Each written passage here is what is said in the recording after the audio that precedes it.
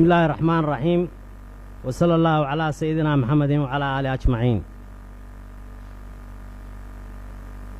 مدن قدومي مدن يالي مروين السلام عليكم ورحمة الله وبركاته.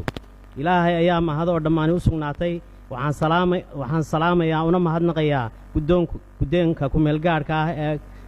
برلمانك يحلبان هذا قلها وكيلا اسم ماذا علماء ما تشرفت شعب كبودلان bulshada raydka ciidamada ammaanka iyo warbaahinta qaybaheeda kala duwan oo door muhiim ah ku leh doorashada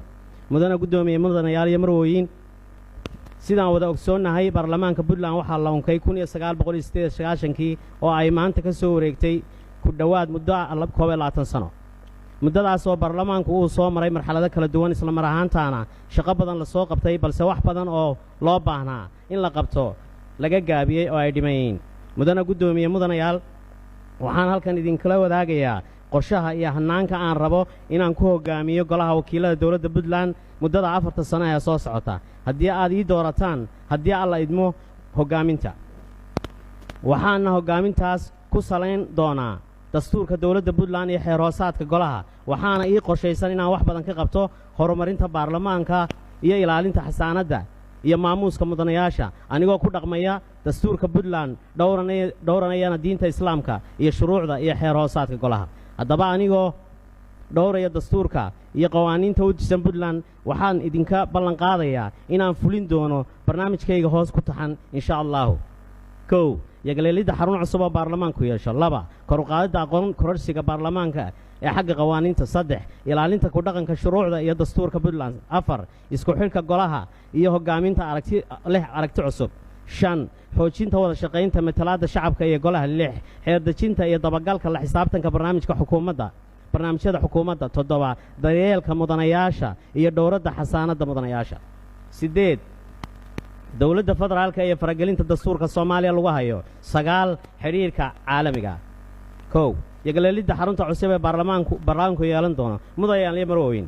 inkastoo uu goluhu hadda leeyahay xarun uu ku shaqeeyo si fiicanna loo habeeyay haddana waxaa muuqata in goluhu u baahan yahay xarun weyn oo ka ballaadhan tan hadda goluhu ku shaqeeyo waxaan dadaal badan gelin doonaa sidii goluhu u yeelan lahaa xarun ballaadhan oo ku filan hawlaha baaxadda leh si dhammaan guddiyada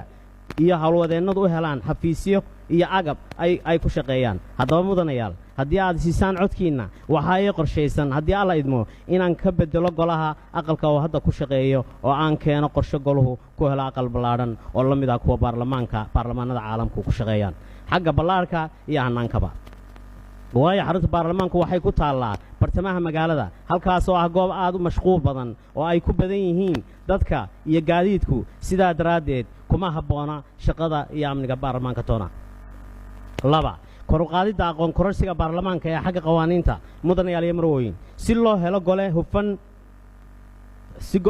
gole si hufan u guta hawlihiisa dastuuriga waxaa muhiim ah in goluhu helo tababaro iyo aqoon kororsi ku aadan mas'uuliyadiisa waxaan markaas dadaal badan gelin doonaa in goluhu helo tababaro kor loogu qaado aqoonta iyo ogaalkooda kuwaas oo ka dhici doona dalka gudihiisa iyo dabadiisaba mudanayaal si goluhu ula jaan qaado arrimaha qaanuunka ee horyaal waxaan doonayaa oo awoodda saaraya inaan golaha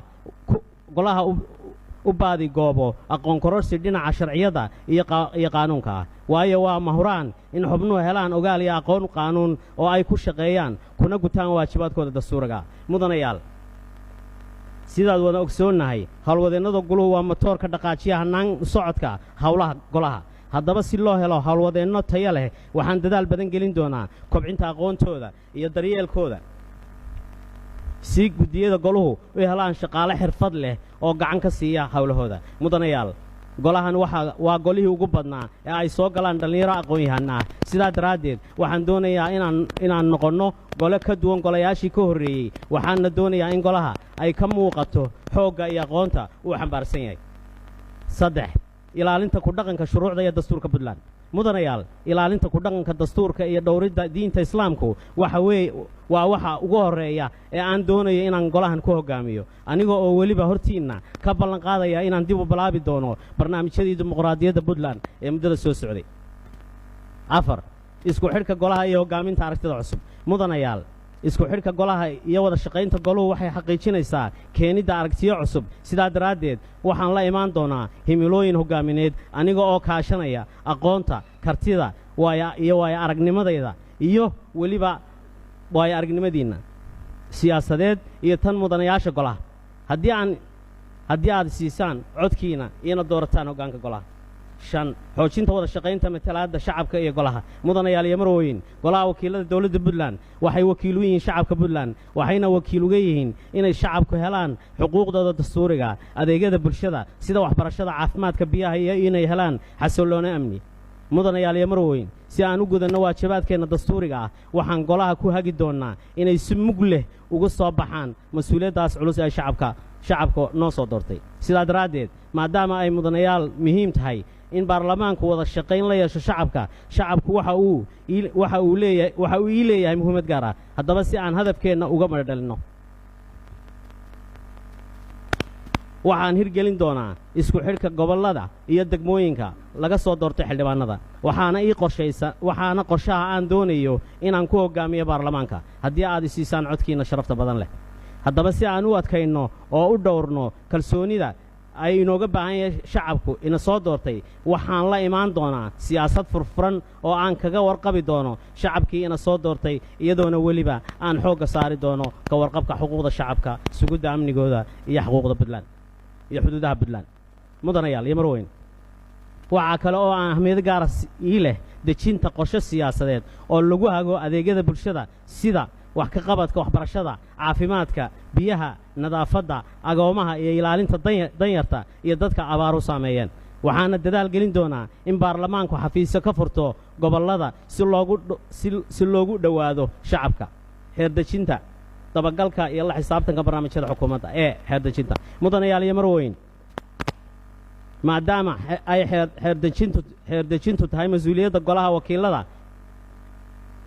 waxaan xoogga saari doonaa in goluhu soo saaro xeerar tayo leh iyo in dib u eegis lagu sameeyo xeerarka hadda jira ee u baahan in dib u eegis lagu sameeyo iyadoo loo marayo sida dastuurku ina farayo arrimahaas oo dhan waxaan ku filin doonaa in goluhu yeesho sharci yaqaano ku xeel dheer xeerarka kuwaas oo golaha ka kaaliya dhinaca xeerdejinta iyo tayeynta hannaanka xeerdejineed waxaana dadaal badan ku bixin doonaa ilaalinna doonaa ku dhaqanka xeerarka goluhu meel mariyo dabagalka iyo la xisaabtanka barnaamijyada xukuumadda mudanayaal iyadoo laga amba qaadayo waajibaadka dastuuriga ee ku cad qodobka 46aad ee dastuurka Puntland iyo wada shaqaynta hay'adaha dawladda waxaan dadaal badan gelin doonaa in golaha wakiilada dawladda Puntland si dhab ah ugu guntado mas'uuliyadda dabagalka la xisaabtanka barnaamijka xukuumadda iyadoo gudiyada goluhu door muhiim ah ka yeelan doonaan isla markaana ay meesha ka maqnaan doonin mas'uuliyad wadareed ku aadan isdhaliilid toosin sixitaan iyo talo ku biirinta siyaasadda iyo barnaamijyada waxqabad ee xukuumadda mudana gudoomiye mudanayaal iyo marweyn si loo helo golo si madax bannaan u guto waajibaadkiisa dastuuriga waxaa laga maarmaan ah in madanuhu helo gunno iyo daryeel joogta sidaa daraaddeed waxaan ka hawlgeli doonaa in dib eegis lagu sameeyo gunnooyinka hadda jira in la helo kuwa maqan sidoo kalena waxaan ka hawlgeli doonaa in gulahu yeesho miisaaniyad ku filan hawl socodsiinta oo madax bannaan mudana gudoomiye mudanayaal iyo marweyn xildhibaanadu waa wakiilada shacabka Puntland markaas si ay ugu sahlanaato gudashadooda waajibaadkooda dastuuriga waxaan dadaal badan gelin doonaa dhowridda xasaanadda mudanayaasha golaha wakiilada iyadoo dhowridda iyo ilaalinta xasaanadda xildhibaanada lagu baraarujinayo hay'adaha dawladda ciidamada iyo bulshada qaybaheeda kala duwan mudanayaal sidaan wada ogsoonnahay waxaa dhacday marar badan in faragelin lagu sameeyo dastuurka dawladda federaalka Soomaaliya oo ah hantida ummadda Soomaaliyeed la wada leeyahay waxaan la imaan doonaa kana warhayn doonaa qorshe cad oo looga hortagi doono furfurka iyo wax ka beddelka lagu hayo dastuurka dhexda u aha ummadda Soomaaliyeed sidoo kale haddii aad codkiina ay siisaan waxaan kale oo aan ballan qaadayaa in aan keeno qorshe aan kula xisaabtanno baarlamaanka federaalka Soomaaliya si aan u helno saami qaybsigeena dhaqaale ee beesha caalamka ugu deeqdo baarlamaanka Soomaaliya iyo saami qaybsiga awoodeed ee hadda ay isku koobeen baarlamaanka dawladda federaalka ee Soomaaliya haddii ay laga maarmaan noqotana waxaan xooga saari doonaa in loo wada dhammaado qorshayaasha dib u eegista iyo wax ka beddelka dastuurka Soomaaliya in golayaasha dawladda Puntland aragti midaysan ka yeeshaan xiriirka caalamiga mudanayaal iyo marweyn waxaan diyaarin doonaa qorshaha hawleedka golaha 4 sano ee soo socota kaas oo aan la wadaagi doono beesha caalamka iyo hay'adaha deeq-bixiyaasha si ay golaha uga caawiyaan baahiyaha jira sida gaadiidka agabka xafiisyada tababaro iyo dhismaha xarun cusub oo baarlamaanka yeesho gabagabo mudana gudoomiye iyo mudanayaal iyo marweyn waxaan idinka ballan qaadaya ilaahay hortiisa haddii aad ii doorataan gudoomiyaha baarlamaanka in aan idinku hogaamin doono wada tashi isqadarin iyo ilaalinta dastuurka iyo xeeroosaadka golaha mudanayaal iyo marweyn waxaan si sharaf iyo qadarin leh idinka codsanayaa inaad codkiina siisaan idinkoo mahadsan wabilaahi tawfiiq wassalaamu calaykum waraxmatullaahi wabarakaatuh xildhibaan cali axmed saalax